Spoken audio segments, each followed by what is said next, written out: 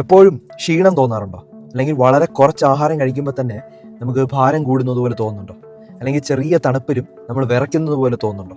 ഇത് ശരിക്കും ഒരു മാനസിക സമ്മർദ്ദം കൊണ്ടൊന്നുണ്ടാവുന്ന ബുദ്ധിമുട്ടല്ല, അല്ലെങ്കിൽ മനസ്സിൽ തോന്നുന്ന ഒരു ബുദ്ധിമുട്ടല്ല. ശരിക്കും നിങ്ങളുടെ തൈറോയ്ഡ് നിങ്ങളോട് പറയുകയാണ് നിങ്ങൾക്ക് കുറച്ച് ലക്ഷണങ്ങളുണ്ട്. ഇത് ശരിക്കും ഹൈപ്പോ തൈറോയിഡിസം എന്നുള്ളൊരു അസുഖത്തിൻ്റെ ലക്ഷണമാണ്. നമ്മുടെ കഴുത്തിൽ ഒരു ചിത്രശലഭത്തിൻ്റെ ആകൃതിയിലുള്ള ഒരു തൈറോയ്ഡ് ഗ്രന്ഥിയുണ്ട്. ഇതിൽ നിന്ന് ശരിക്കും ചില ഹോർമോണുകൾ ഉണ്ടാകുന്നുണ്ട്.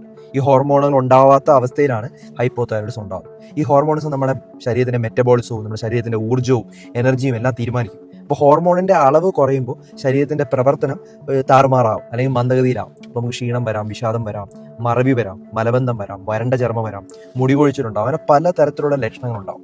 അപ്പോൾ ഏറ്റവും സാധാരണമായിട്ടുള്ള കാരണം എന്ന് പറഞ്ഞാൽ ഹാഷിമോട്ടോ തൈറോയിഡൈറ്റിസ്, അല്ലെങ്കിൽ ഒരു ഓട്ടോ ഇമ്മ്യൂൺ ഡിസീസാണ്. നമ്മുടെ തന്നെ പ്രതിരോധ ശക്തി നമുക്കെതിരെ തിരിയുമ്പോൾ ഉണ്ടാകുന്നത്. അല്ലെങ്കിൽ അയഡിൻ്റെ കുറവുകളുണ്ട്. അതുകൊണ്ടാണ് നമ്മൾ അയഡിൻ ഉപ്പ് കഴിക്കണമെന്ന് പറയുന്നത്. ഇതിൻ്റെ ഏറ്റവും രസകരമായിട്ടുള്ളൊരു കാര്യം എന്ന് പറഞ്ഞാൽ വളരെ വേഗത്തിൽ ഇത് കണ്ടെത്താൻ പറ്റും. T3, T4, TSH എന്ന് പറഞ്ഞാൽ ബ്ലഡ് ടെസ്റ്റ് മാത്രം മതി.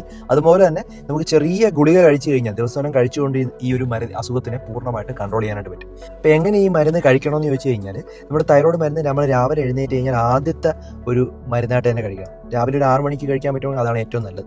ഒരേ സമയത്ത് ഗുളിക കഴിക്കുന്നതാണ് ഏറ്റവും ബെറ്റർ. ഓക്കെ, ഒരു മുഴുവൻ ഗ്ലാസ്സോടുകൂടി അത് കുടിക്കുക അല്ലെങ്കിൽ കഴിക്കുക. അതിനുശേഷം നമ്മളൊരു 30 മുതൽ 40 മിനിറ്റ് നമ്മൾ വേറെ ഒരു ആഹാരം കഴിക്കാതിരിക്കുന്നതാണ് നല്ലത്. പ്രഭാത ഭക്ഷണവും ചായയും കാപ്പിയും ഒന്നും ആ ഒരു മാക്സിമം ഒരു 30 മിനിറ്റ് അല്ലെങ്കിൽ 1 മണിക്കൂർ വരെയൊക്കെ നമ്മൾ പിടിച്ചു വയ്ക്കാൻ പറ്റുമെങ്കിൽ അതാണ് ഏറ്റവും നല്ലത്. കാരണം നമ്മൾ അതിനോടൊപ്പം കഴിക്കുകയാണെങ്കിൽ നമ്മുടെ മരുന്നിൻ്റെ അബ്സോർഷൻ പോകും, പിന്നെ മരുന്ന് വർക്ക് ചെയ്യാതാവും. അതാണ് പല ആളുകളും മരുന്ന് കഴിച്ചതിന് ശേഷവും പ്രോപ്പറായിട്ട് തൈറോയ്ഡ് കൺട്രോൾ ആവാത്തത്.